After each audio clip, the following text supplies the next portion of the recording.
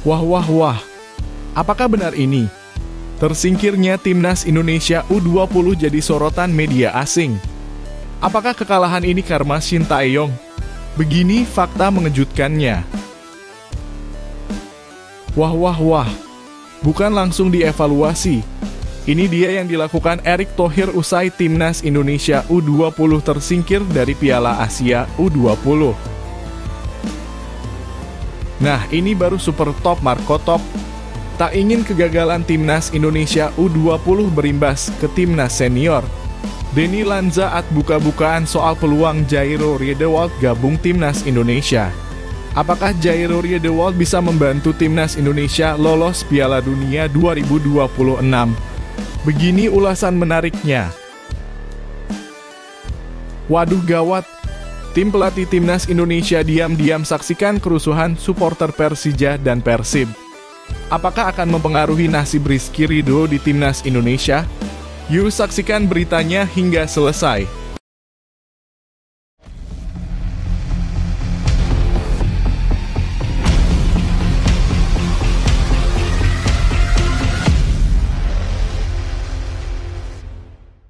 Mohon subscribe channel Timnasku Indonesia agar tidak ketinggalan informasi Timnas Indonesia. Denny Lanzaat angkat bicara soal peluang Jairo Riedewald gabung Timnas Indonesia. Rumor bergabungnya Jairo Riedewald dengan Timnas Indonesia semakin santer terdengar. Pemain yang kini memperkuat Royal Antwerp di Belgia ini menjadi pusat perhatian setelah kabar naturalisasinya mulai dibahas oleh PSSI. Jairo yang memiliki darah Indonesia dari ibunya yang merupakan keturunan Ambon Belanda dinilai memiliki potensi besar untuk memperkuat lini tengah Timnas Indonesia. Denny Lanzaat, mantan pemain Timnas Belanda yang juga memiliki darah Indonesia, ikut angkat bicara soal isu ini. Dalam wawancaranya dengan Football Premier, Lanzaat menyampaikan dukungan penuh atas kemungkinan Jairo bergabung dengan Timnas. Jika itu tergantung pada kami, dia akan diterima dengan senang hati, ungkapnya. Pernyataan ini tentu menjadi sinyal positif bagi para pecinta sepak bola Indonesia yang sudah lama menginginkan kehadiran pemain dengan pengalaman Eropa dalam skuad Garuda. Sebagai gelandang bertahan berusia 28 tahun, Jairo dikenal memiliki kemampuan bertahan yang solid dan penguasaan bola yang baik. Kemampuannya bermain di level kompetisi tinggi diyakini dapat memberikan dimensi baru bagi permainan Timnas Indonesia, terutama dalam penguatan lini tengah. Ketua Umum PSSI Erick Thohir bahkan telah beberapa kali menyinggung rencana naturalisasi Jairo dalam beberapa kesempatan sebelumnya. Jika semuanya berjalan lancar, kehadiran Jairo di Timnas bisa terjadi dalam waktu dekat. Lanzaat juga menyinggung bagaimana proses naturalisasi pemain lainnya, seperti Ole Romani, telah membuahkan hasil positif. Romani, pemain Oxford United, sudah resmi dinaturalisasi dan kini diproyeksikan menjadi ujung tombak baru di lini depan Timnas Indonesia. Menurut Lanzaat, kehadiran pemain yang berkarier di luar negeri selalu menjadi nilai tambah bagi sebuah tim. Anak-anak sejauh ini bermain dengan baik, tapi kami tidak menutup pintu bagi pemain baru yang ingin memperkuat tim, jelasnya lebih lanjut.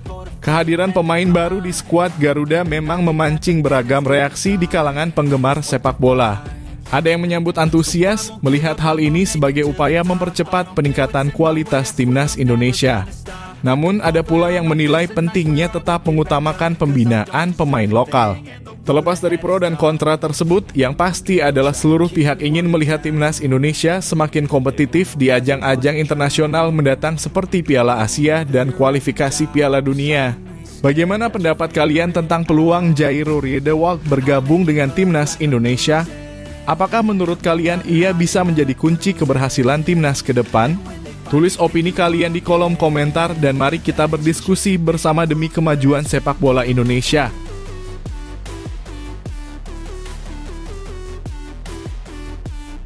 Dari Erick Thohir usai Timnas Indonesia U20 Indonesia tersingkir dari Piala Asia U20. Kekalahan Timnas U20 Indonesia dari Uzbekistan di laga kedua grup C Piala Asia U20 2025 memastikan langkah Garuda Nusantara terhenti di fase grup. Kekalahan ini menjadi pukulan berat bagi tim asuhan Indra Syafri yang sebelumnya juga takluk 0-3 dari Iran di laga perdana. Dengan 2 kekalahan beruntun, timnas U20 tak lagi punya peluang untuk melaju ke babak selanjutnya meski masih menyisakan 1 pertandingan melawan Yaman. Dalam laga melawan Uzbekistan, timnas U20 sebenarnya sempat menunjukkan harapan. Setelah tertinggal lebih dulu akibat gol tandukan Muhammad Ali Urinboev di menit ke-21, Jens Raven sukses menyamakan kedudukan hanya 2 menit berselang berkat umpan terobosan Marcelinus Amaola. Namun, harapan untuk meraih poin pupus di babak kedua. Gol cepat Abdulghafur Haidarov di menit ke-46 dan tandukan Saidumarkhon Said Nurulayev di menit ke-65 memastikan kemenangan Uzbekistan dengan skor 3-1. Meski hasil ini menjadi sorotan banyak pihak, Ketua Umum PSSI Erick Thohir justru terlihat lebih memilih memberikan pesan motivasi dibanding melakukan evaluasi terbuka. Dalam pernyataannya melalui akun Instagram, Erick menyebut kekalahan ini sebagai pelajaran berharga bagi timnas U20 yang menghadapi tim sekelas juara bertahan. Sebuah pelajaran berharga untuk timnas U20 dari juara bertahan Piala Asia U20, Uzbekistan, ujar Erick. Ia juga mengingatkan bahwa program pembinaan timnas U20 harus terus dilanjutkan untuk menjaga regenerasi timnas senior ke depan. Namun, sikap Erick ini mengundang tanda tanya. Banyak pecinta sepak bola yang merasa evaluasi mendalam perlu dilakukan, mengingat kekalahan telak juga terjadi di laga sebelumnya melawan Iran. Beberapa pihak menilai bahwa kurangnya persiapan, minimnya pengalaman bertanding di level internasional, serta kelemahan strategi menjadi faktor yang harus diperbaiki segera. Alih-alih hanya memberi pesan motivasi, banyak yang berharap ada pernyataan konkret soal apa saja yang akan dilakukan PSSI untuk memperbaiki performa di masa depan.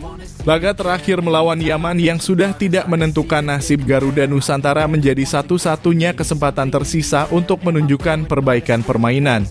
Tim dan supporter tentu berharap timnas U20 bisa tampil habis-habisan demi menutup turnamen dengan hasil positif. Bagaimana pendapat kalian soal sikap Erick Thohir yang lebih memilih memberikan motivasi daripada berbicara soal evaluasi? Apakah ini sudah tepat atau justru seharusnya ada langkah tegas dan terbuka soal pembenahan timnas U20? Tulis opini kalian di kolom komentar dan mari kita diskusikan demi masa depan sepak bola Indonesia.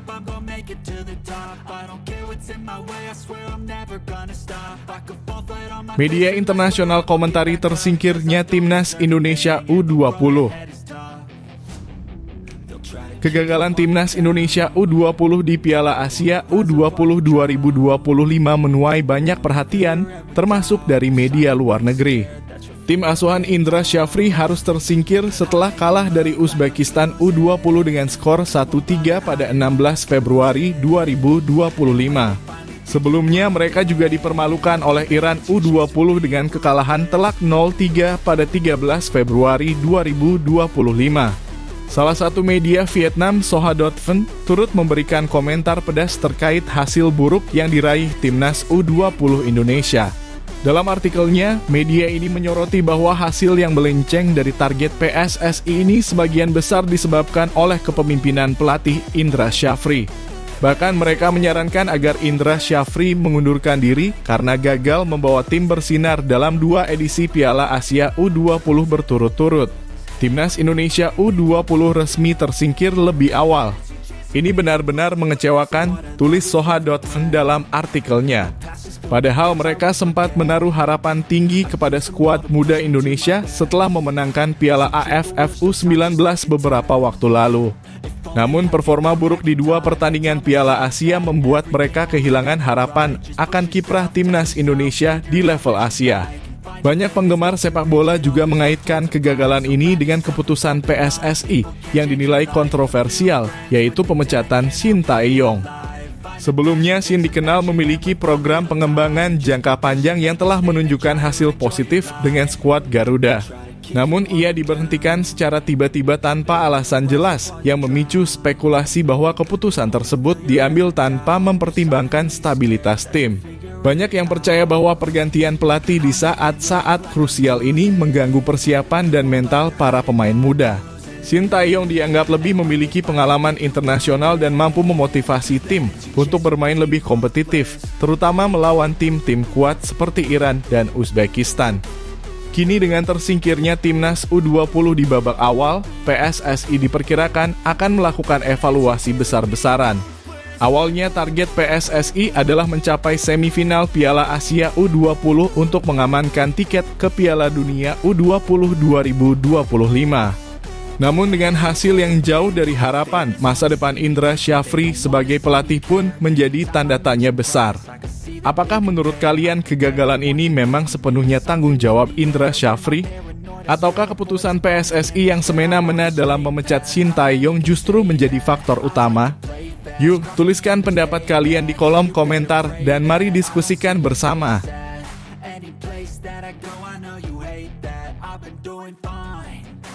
Jersey timnas Indonesia ludes terjual di hari pertama. Jersey terbaru timnas Indonesia resmi dirilis pada Jumat 14 Februari 2025 dan hanya dalam hitungan jam seluruh stok langsung ludes terjual.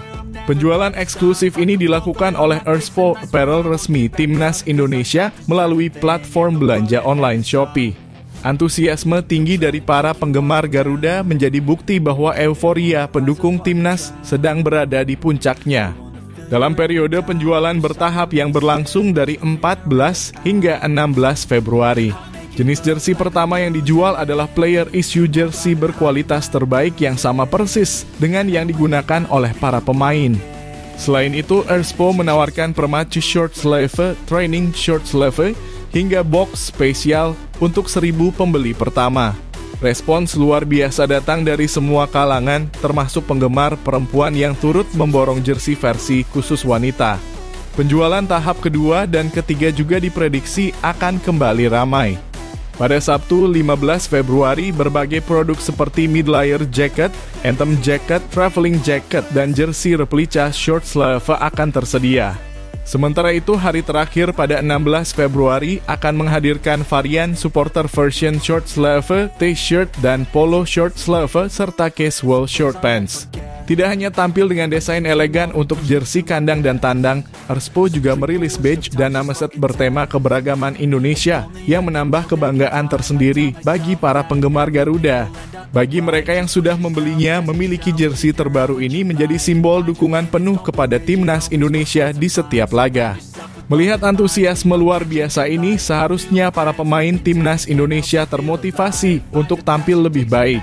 Dukungan besar dari supporter bukan hanya sekadar membeli jersey, tetapi juga menyuarakan kepercayaan dan harapan tinggi kepada tim. Euforia ini bisa menjadi pemicu semangat dan rasa tanggung jawab bagi para pemain untuk terus berjuang mengharumkan nama bangsa di kancah internasional.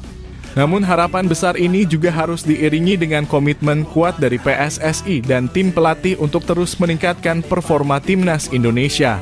Tidak cukup hanya berbekal dukungan moral, persiapan matang dan strategi jitu sangat diperlukan agar Garuda bisa terbang tinggi di setiap pertandingan.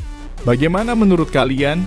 Apakah euforia tinggi dari fans sudah cukup menjadi motivasi bagi para pemain? Atau ada hal lain yang perlu diperbaiki oleh manajemen dan tim pelatih untuk mendukung kemajuan timnas? Tulis pendapat kalian di kolom komentar dan mari kita diskusikan bersama. Dukung terus Garuda Nusantara agar bisa menggapai prestasi tertinggi di masa depan.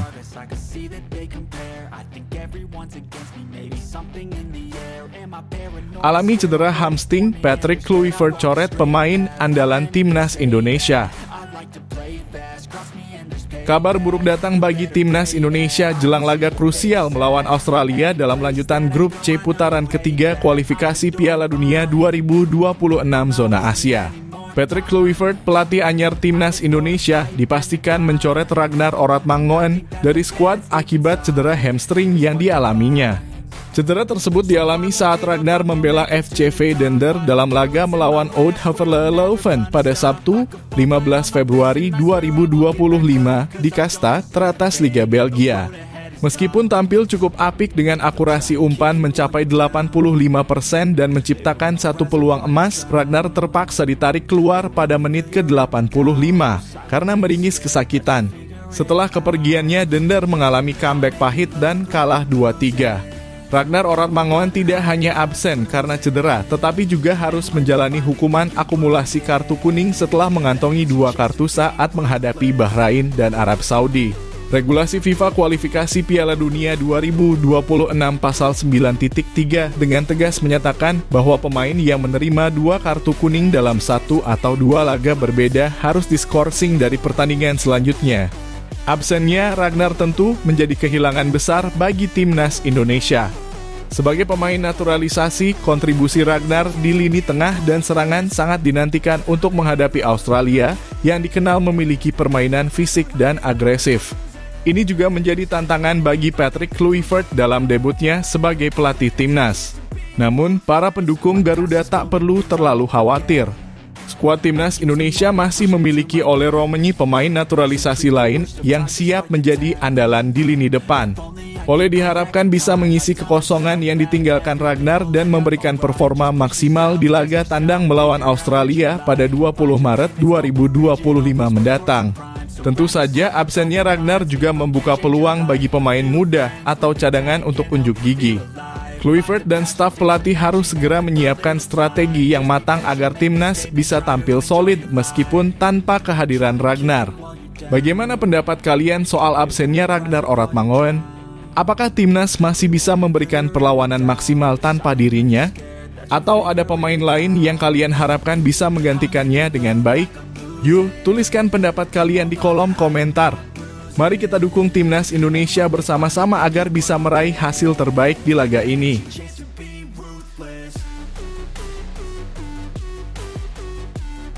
Rizky Ridho berharap dipanggil Patrick Kluivert. Bek andalan Persija Jakarta, Rizky Ridho secara belak-belakan mengungkapkan keinginannya untuk tetap mendapatkan panggilan ke timnas Indonesia dari pelatih Patrick Kluivert. Meski performa Persija sedang dalam masa sulit, Ridho berharap penampilannya tetap cukup meyakinkan bagi pelatih asal Belanda tersebut. Dalam beberapa laga terakhir di BRI Liga 1 2024-2025, Persija Jakarta belum menunjukkan performa terbaik mereka. Macan Kemayoran gagal meraih kemenangan dalam 4 pertandingan terakhir, termasuk hasil imbang 2-2 melawan Persib Bandung pada pekan ke-23 di Stadion Patriot Candrabhaga, Bekasi, pada Minggu 16 Februari 2025. Dalam laga tersebut, Persija sebenarnya sempat unggul 2 gol lebih dulu berkat aksi Gustavo Almeida di menit ke-33 dan Firza Andika di menit ke-39. Namun Persib mampu bangkit di babak kedua dan menyamakan kedudukan melalui Nick Kuipers di menit ke-52 dan David Da Silva di menit ke-70. Kondisi ini jelas membuat Rizky Ridho, yang kini menjabat sebagai kapten Persija, merasa tertekan. Meski begitu, ia optimistis timnya bisa kembali ke jalur kemenangan. Kami sudah pernah mengalami fase ini di putaran pertama BRI Liga 1 dan kami bisa bangkit. Jadi saya yakin kami bisa bangkit lagi, ujar Rizky Ridho saat konferensi pers usai pertandingan. Ridho juga menyampaikan pesan khusus kepada Patrick Kluivert yang diketahui sudah 2 kali menonton laga Persija di BRI Liga 1. Dalam 2 laga yang disaksikan Kluivert, Persija hanya mampu bermain imbang 2-2 melawan PSBS Biak dan kalah 1-2 dari Dewa United. Untuk Coach Kluivert yang menonton pertandingan, semua pemain berharap tetap dipanggil timnas Indonesia dan saya juga berharap dipanggil, ujar Rizky Ridho penuh harap. Bek berusia 23 tahun ini menyadari bahwa penampilannya mungkin belum memuaskan saat dilihat langsung oleh Kluivert. Mungkin saya ada bad day dan saya tidak perform ketika dilihat beliau. Ya, saya serahkan kepada beliau karena beliau yang mempunyai tugas berat untuk timnas Indonesia ke depannya. Jadi saya percaya saja, tambahnya. Patrick Kluivert sendiri akan segera melakukan pemanggilan pemain untuk menghadapi 2 laga krusial di putaran ketiga kualifikasi Piala Dunia 2026 zona Asia melawan Australia dan Bahrain pada Maret 2025. Bagaimana menurut kalian, apakah Rizky Ridho layak dipanggil ke timnas meski performa Persija sedang menurun?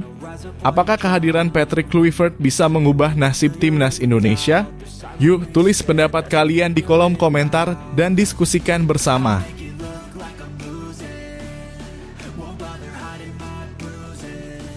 Respon pemain timnas Indonesia U20 usai tersingkir memalukan di Piala Asia U20. Kegagalan timnas Indonesia U20 di Piala Asia U20 2025 menyisakan rasa kecewa mendalam bagi para pemain, termasuk Muhammad Iqbal Dwi Jangge. Usai kekalahan 1-3 dari timnas Uzbekistan U20, Iqbal mengungkapkan perasaan campur aduknya dalam konferensi pers yang cukup emosional. Ini laga yang sulit dan berat bagi kami. Saya rasa kami sudah memberikan yang terbaik, tetapi Uzbekistan bermain lebih baik dan menghukum kesalahan-kesalahan kami, ujar Iqbal, bek muda yang kini memperkuat Barito Putra. Meskipun kalah, ia tetap memberikan apresiasi kepada rekan-rekannya yang telah berjuang keras di atas lapangan. Pertandingan yang digelar di Shenzhen Youth Football Training Base Center Stadium, Cina, pada Minggu 16 Februari 2025, sebenarnya menunjukkan peningkatan performa timnas Indonesia dibandingkan laga pembuka melawan Iran, yang berakhir dengan kekalahan telak 0-3. Namun kelemahan dalam mengantisipasi bola atas kembali menjadi celah yang dimanfaatkan lawan. 2 dari 3 gol Uzbekistan tercipta melalui umpan, silang, dan situasi bola mati. Saya ingin berterima kasih kepada pelatih, staf, dan seluruh pemain. Ini bukan hanya hasil dari satu individu, tetapi kerja keras tim. Meskipun kecewa, saya yakin pengalaman ini akan membuat kami lebih matang, tambah Iqbal. Meski begitu, Iqbal menegaskan bahwa kekalahan ini bukanlah akhir dari segalanya. Pemain berusia 20 tahun itu memberikan semangat kepada para pemain timnas Indonesia U20 lainnya agar tetap optimis dan tidak larut dalam kekecewaan. Ini bukan akhir dari perjalanan. Karier kami masih panjang dan banyak hal yang bisa kami berikan di masa depan. Saya harap semua pemain tetap berpikir ke depan dan terus berkembang, ujarnya dengan nada tegas. Dengan kekalahan ini, timnas Indonesia U20 masih belum meraih satupun poin di grup C, sementara Uzbekistan dan Iran dipastikan melaju ke perempat final. Tim Garuda Nusantara kini akan menghadapi timnas Yaman U20 dalam laga terakhir fase grup pada Rabu 19 Februari 2025. Laga ini akan menjadi kesempatan terakhir bagi timnas Indonesia U20 untuk memperbaiki catatan dan menutup perjalanan di Piala Asia U20 dengan kepala tegak. Bagaimana menurut kalian apa yang perlu diperbaiki oleh timnas Indonesia U20 agar lebih kompetitif di turnamen-turnamen mendatang? Yuk, tuliskan pendapat dan dukungan kalian untuk timnas di kolom komentar.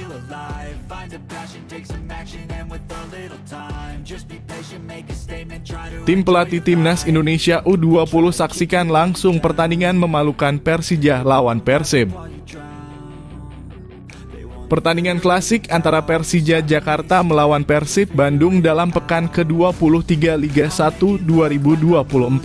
2025 menjadi sorotan.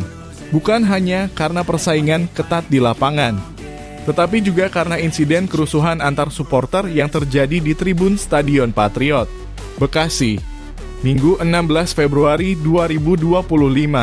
Yang membuat kejadian ini semakin disorot adalah kehadiran salah satu asisten pelatih timnas Indonesia, Sjoerd Woudenberg, yang menyaksikan langsung laga tersebut. Pelatih kiper asal Belanda itu duduk di bangku VVIP Stadion Patriot dan tampaknya memantau performa beberapa pemain, termasuk Rizky Ridho, yang merupakan andalan lini belakang timnas Indonesia. Pertandingan sendiri berjalan dengan tensi tinggi. Persija sempat unggul berkat gol dari Gustavo Almeida dan Firza Andika, namun Persib berhasil menyamakan kedudukan melalui aksi Nick Kuipers dan David Da Silva. Laga berakhir dengan skor imbang 2-2. Meski pertandingan di lapangan relatif aman, meskipun sempat terjadi beberapa insiden kecil antar pemain, kerusuhan di tribun penonton membuat suasana panas.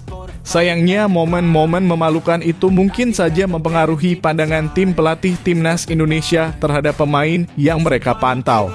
Salah satunya Rizky Ridho, yang tampil solid sepanjang pertandingan. Pemain belakang ini sebenarnya menunjukkan performa yang cukup baik dengan beberapa penyelamatan penting dan pengawalan ketat terhadap penyerang Persib. Namun insiden supporter yang terjadi bisa saja berdampak negatif terhadap pandangan tim pelatih terhadap atmosfer dan profesionalisme dalam pertandingan Liga 1. Kerusuhan antar supporter bukan hanya merugikan tim yang bertanding, tetapi juga bisa mempengaruhi karier para pemain yang dipantau langsung oleh pihak luar. Jika insiden-insiden semacam ini terus terjadi, bukan tidak mungkin pemain-pemain berbakat yang seharusnya mendapatkan kesempatan dipanggil timnas bisa kehilangan peluangnya. George Woudenberg dalam unggahan Instagram Stories-nya terlihat tidak memberikan komentar langsung terkait kerusuhan tersebut. Namun kehadirannya yang bertujuan untuk mencari talenta baru bagi timnas bisa terganggu oleh kejadian-kejadian negatif seperti ini. Bagaimana menurut kalian, apakah kerusuhan supporter seperti ini bisa mempengaruhi pemanggilan pemain ke timnas? Apa yang harus dilakukan agar insiden seperti ini tidak terjadi lagi? Yuk, tuliskan pendapat kalian di kolom komentar dan mari kita dukung sepak bola Indonesia agar lebih maju.